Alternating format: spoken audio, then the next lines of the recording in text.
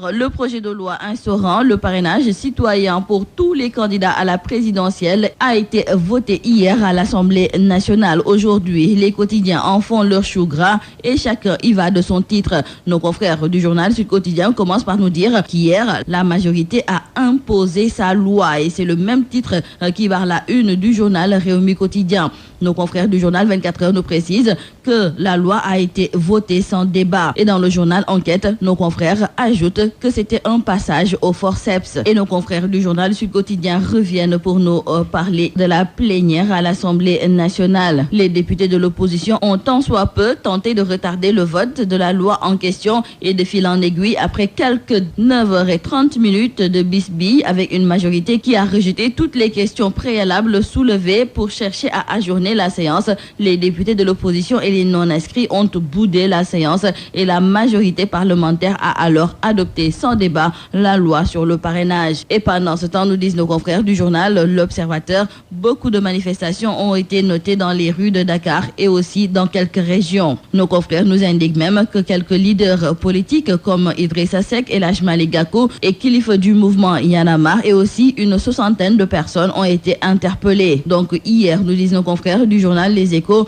le texte est passé sans débat. Il y a eu beaucoup de manifestations et Idrissa Seck et El Hadji Malick Gakou ont été arrêtés. Ça passe et ça casse, c'est d'ailleurs le titre qui barre la une du journal La Cloche. Nos confrères nous parlent aussi de ces arrestations tout azimut. Nos confrères de Rewmi Quotidien nous précisent donc que mis à part El Hadji Malick Gakou et Kilifeu, Thierno Bocoum et Oumar Sarr ont aussi été arrêtés. Dans tout cela, nos confrères du journal Zoom Info sont au regret de constater que la bataille du 19 n'a pas eu lieu, car c'est comme qui dirait que la population sénégalaise n'a pas participé à ces manifestations. Pour nos confrères du journal Source A, il est clair que le peuple a lâché l'opposition, car hier on s'attendait à un 23 juin bis, mais ça a été un flop total. Une situation qui désole Kilifeu du mouvement Y en a marre, et dans le journal Libération, il déclare même que les Sénégalais sont des lâches. Cependant, nos confrères du journal La Cloche ajoutent que la population sénégalaise était plus préoccupée par la quête de la dépense quotidienne.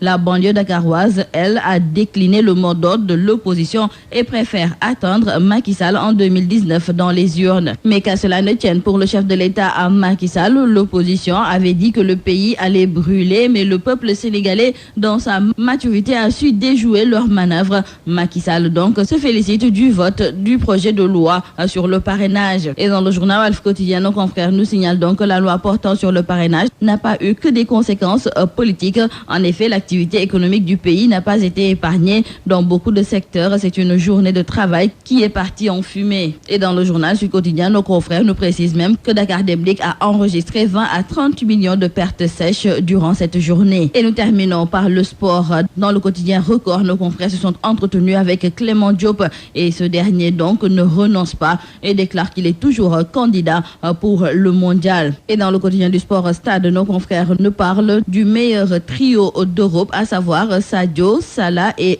Firmino. Pour nos confrères, Sadio Mané, auteur de 17 buts, toutes compétitions confondues, dont 10 en Premier League et 7 en Champions League. Il forme avec Mohamed Salah et Roberto Firmino l'un des meilleurs trios d'Europe avec 82 buts inscrits. Il devance ainsi Messi, Suarez et Dembélé et la BBC formée par Benzema, Bale et Cristiano Ronaldo. En lutte dans le journal Sunu Lamb après Guigui qui a accueilli la presse mercredi. C'était au tour de Site d'organiser son open press hier à Diamaguène. Le phénomène de Lansar a fait forte impression devant un public venu en surnombre, nous disent nos confrères du journal Sunu Lamb. Et Site, décidé à déraciner le roi du Sampi, déclare qu'il va attaquer Guigui. Pour Site, Guigui est un vieux et donc le jour de leur combat, il n'a qu'à l'attendre car il va l'attaquer et le battre. C'est tout à vos journaux et très bonne lecture.